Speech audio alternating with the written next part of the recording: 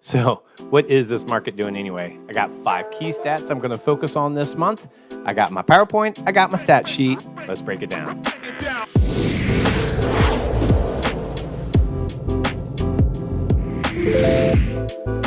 Hey, welcome back to the channel. My name is Johnny Dugan with Anchor Real Estate Advisors, Anchor Premier Realty Group in Mountain Mansions. And today, I'm going to break down 5 key stats that'll help point us to where the market is going. Our whole job is to understand what the market's doing so that we can appropriately advise our clients. We're not total prognosticators, but we do need to follow the market. And so we have monthly stats that come out, and we follow these stats, and it kind of tells us what's going on so that we can prepare you as the buyer or seller for what's to come. So what are the 5 key stats I'm focusing on this month? First one, sales price or median sales price. It is down. Is this alarm bells? We're going to talk about it. There was a listing spike in July, and I actually missed this in reviewing the stats last month, but now it really stands out. And what's this going to mean in the months to come? Inventory is up. This is good. This is good for buyers. This is really actually good for the market as a whole.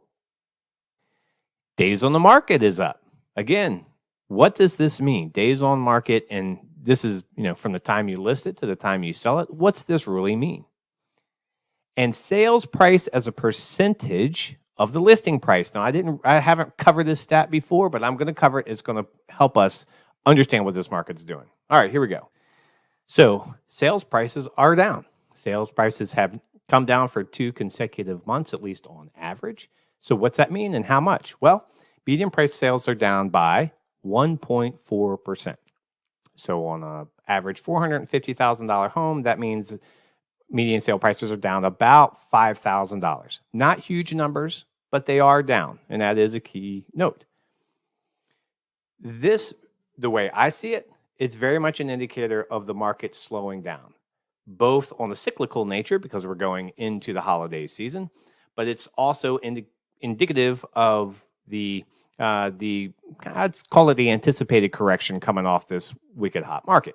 We shouldn't have expected prices to continue to soar and then just like flatten out. We needed some correction, or we expected some correction, and this is very indicative. We do have corrections like this or slight decreases like this every single year. I'm going to show you the stats here in just a second, but the key to remember is 1.4% from last month. Again, we're still quite high, but it's down from last month. We do need to keep this into perspective. So let me pull up the stats.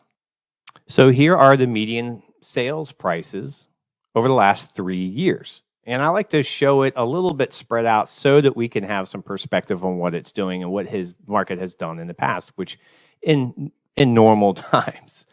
And you can see here we peaked in May and June. That's pretty normal. And then we've seen it decline July, August, and September. 400,000 at the peak, 375 at the bottom. That's a total correction of about 5%. And so we've seen, I've read tons of articles about anticipated correction, anticipated market fall, and I've seen anywhere from 5 to 15%. 5% quite expected, 15% on the extreme side. Well, we've already seen about 5%, but certainly no crashes, no great big falls, but I do see a little bit of correction. Should it keep you out of the market or keep you from selling? I think in the grand scheme of things, 2, 3, 4% at a time probably shouldn't make you hit pause too hard. But it is interesting to note, and one other thing I did notice is that the cyclical softening of prices is happening a little early this year. So you see cyclical price corrections and price softening every year, okay? Even in these crazy times, it softens during the winter, down into January, goes up in summertime, and softens again in the wintertime. But you'll notice it really started in June here, and it's starting to tail off. Again, pumping up at the interest rates, trying to curb inflation, et cetera, et cetera. I call these all anticipated corrections of the market. But it is interesting to note the whole market from its high is down about 5%. All right, so the next stat I wanted to cover was this listing spike. Now, I kind of missed this last month, or I didn't highlight it last month. So I'm going to go to new listings, go to 1 year. And notice here, this June of 2022, 14,000 new listings. And if I back this out over 3 years, it's actually the most number of listings since pre-pandemic. And even in the crazy times that we had over the last couple of years, we always talked about inventory. Inventory was low.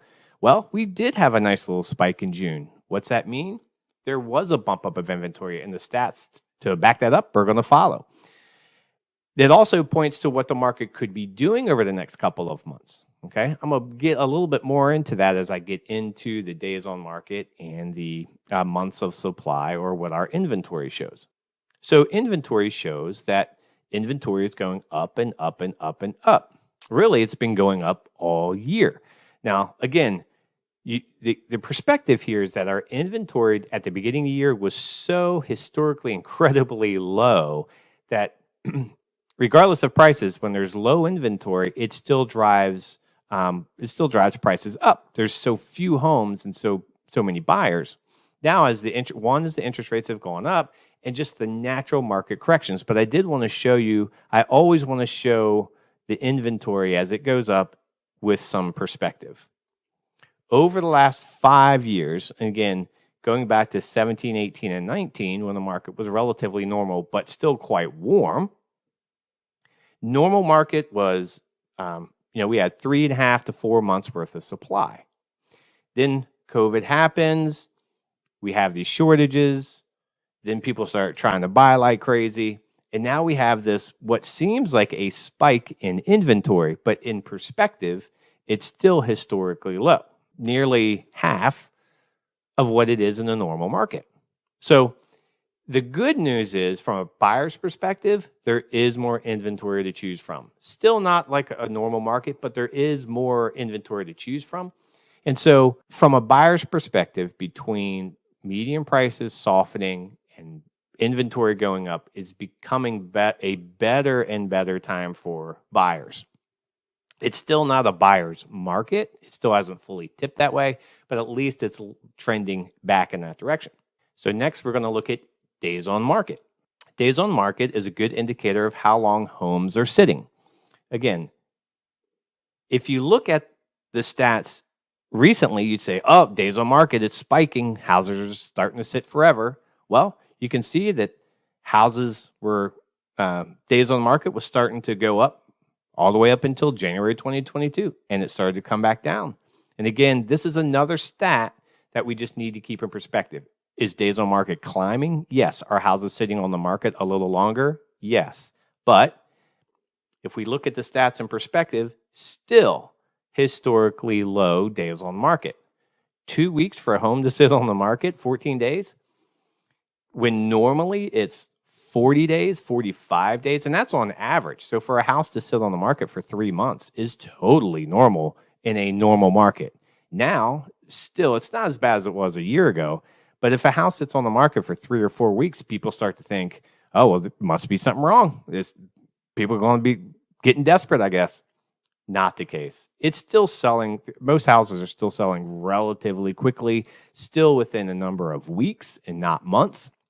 So understand, inventory is up, still historically low. Days on market is up, still historically low. So trending back towards buyers, but not what I would call a buyer's market. So this is a stat I didn't cover before, but as these other numbers are all changing, median sales prices coming down, inventory going up, days on market going up, but are people accepting really low offers? Are you getting tremendous deals where people are listing the house for $500 and you're getting it for $450? Well, this stat indicates no. In fact, this stat indicates that most sellers are still getting 100% of what they originally listed the house for. And so you can see we had a spike, went all the way up to 102, almost 102%. So we know a lot of people were asking or buying and offering over asking, etc. But still, on average, sellers are getting 100% of what they asked for. Now, what this stat doesn't show are concessions or closing cost assistance or anything like that. That is what we are seeing. It's more anecdotal. We don't have a stat for that, but we are seeing that on the agent side and what we're seeing happen in deals. So they're still getting full price. So if it's a $400,000 house, they're still selling it for $400,000 or $395,000, but they are offering up a few $1,000s, $5,000, $8,000 in closing cost assistance.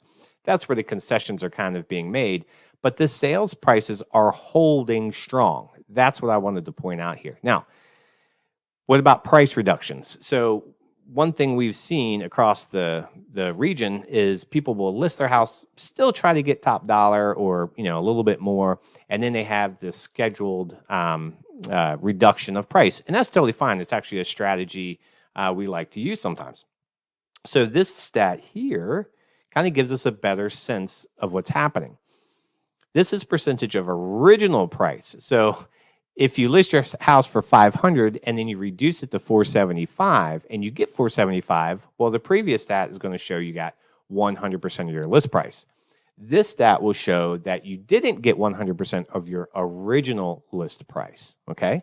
And then what we see is this downfall of sellers receiving from their original list price. However, don't let the slope of the line fool you. It's down 1.6%. So what it's saying here is, on average, sellers are making about a 5% concession. I said 5%. It's really a 1.5% on a $450,000 house that would equal about $5,000. So sellers are finally starting to make some concessions. That is good. Don't think you can roll in and just lowball somebody on a nice house because they're desperate and the market's soft and now it's easy and it's a buyer's market. It's still not a buyer's market. It's simply trending back to where buyers have a little more say-so. And that's, from my perspective, that's really good. We want, from an agent perspective, we want a balanced market. This stat is a good indicator of showing that sellers are making concessions and they are bringing the prices down a little bit as they sit on the market. But it also shows this, along with the previous stat of list percentage of list price, home prices are holding steady, or at least within a couple of percent. So it's nothing like 2008 where you're seeing 10, 20, 30, 40% off the high. We're a few percent down. That's true. And that does lean towards buyers. But if you're a seller, it doesn't mean that you have to give up the farm. You're still sitting on a pile of equity that was built up over the last couple of years. And yeah, probably soften a little bit, a couple percent. It's all part of the standard negotiation process. And from my perspective, I kind of like, a normal market. It's more fair for everybody, to be honest. All right, so the quick wrap up. Prices are down. Inventory is up. Days on market is up. That's a buyer's market, right?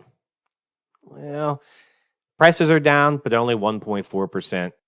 But they're down about 4% from the peak in June, okay? Again, it's normal cyclical stuff.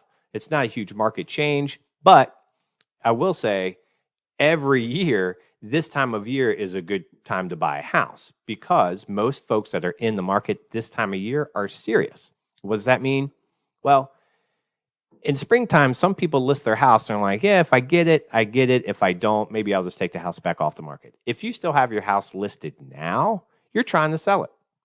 If you're buying a house right now, right as you go into the holidays, most buyers are quite serious. The benefit of that, people are trying to get deals done. Again, doesn't mean you can hammer out and get a ton of money off, but it does mean that you can engage, do some serious negotiations, and get through a deal relatively quickly. So that's good.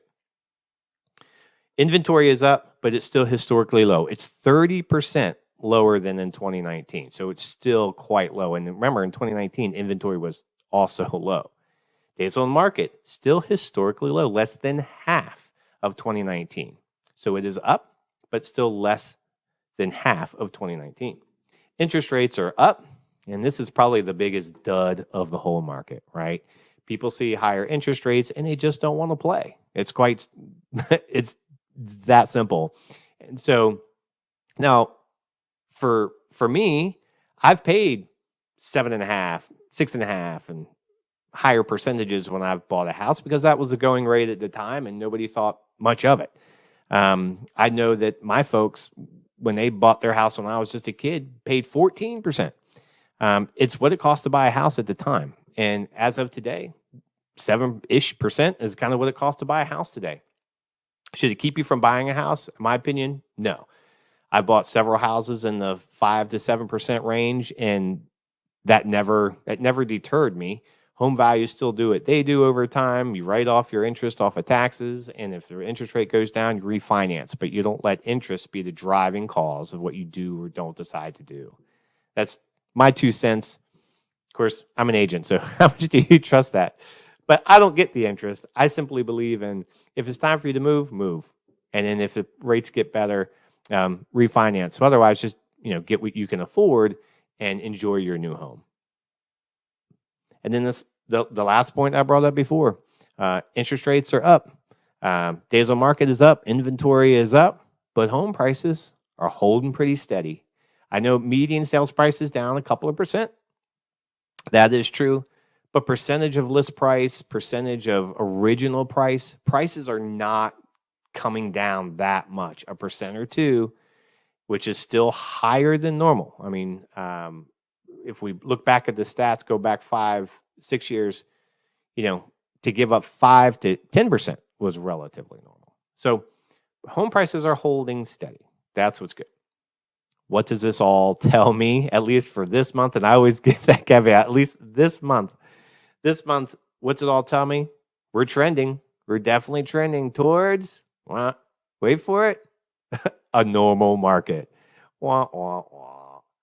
I know a normal market kind of sounds boring to a lot of buyers and sellers, but the truth is a normal market is where seller has their bit of control, buyer has their bit of control. There's some smart, honest negotiations that happen, and buyers get new homes, sellers get to move on, and everything moves forward. And it's not this situation where sellers or buyers have this crazy upper hand and then there's regret and people, all upset and up in arms because they're on the rotten side of the deal.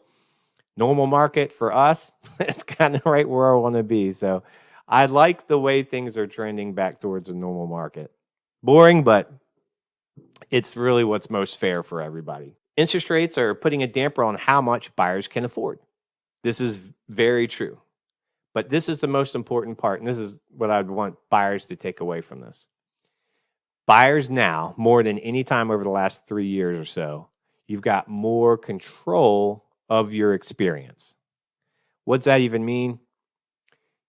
You're not going to go out and get a screaming deal. I don't, there's just very few people that are willing to ditch their home and give you a screaming deal.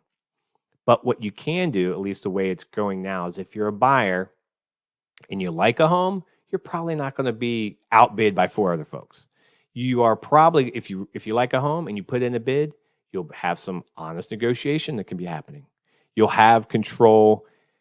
And by control, I mean, do you want to raise your price or no? Do you want to take this concession or no? You'll have a little bit more time and you'll have these options. Okay. So before with 5 or 8 or 10 people putting in offers, you could have loved the house more than anybody else and you just missed, the top bid by a little bit. But sellers thought, top bid, take it, quickest closing, done. Don't even call back the next couple of offers. At least now buyers can control that experience a little bit more. And there's more fair, honest negotiation going on. So that's my 2 cents on the current market. Trending towards a normal market. Prices are softening. I do expect prices to stay pretty soft and there to be some good, honest negotiation over the coming months. Doesn't mean you're going to get a screaming deal. I still don't expect a lot of people to be doing fire sales on their houses. But as a buyer, don't let the interest rate hold you down. Do the math, see what you can afford, get into a home that you need to get into, and then you play it from there. So to wrap things up, all in all, I think we're just trending back towards a normal market. And what does the normal market mean? That means nobody has the obvious advantage. If you were trying to buy a year ago and got frustrated, you would be pleasantly surprised with how things have gotten a little bit easier to deal with. So don't let the current market conditions scare you. Don't be too worried about like a big crash. If it's time to move, it's time to move. So I hope that's all helpful for you. If you have any questions, either comment below, give me a call, hit me up on all the platforms. I always put my contact information below. Otherwise, I hope you all have a great month. TYJ.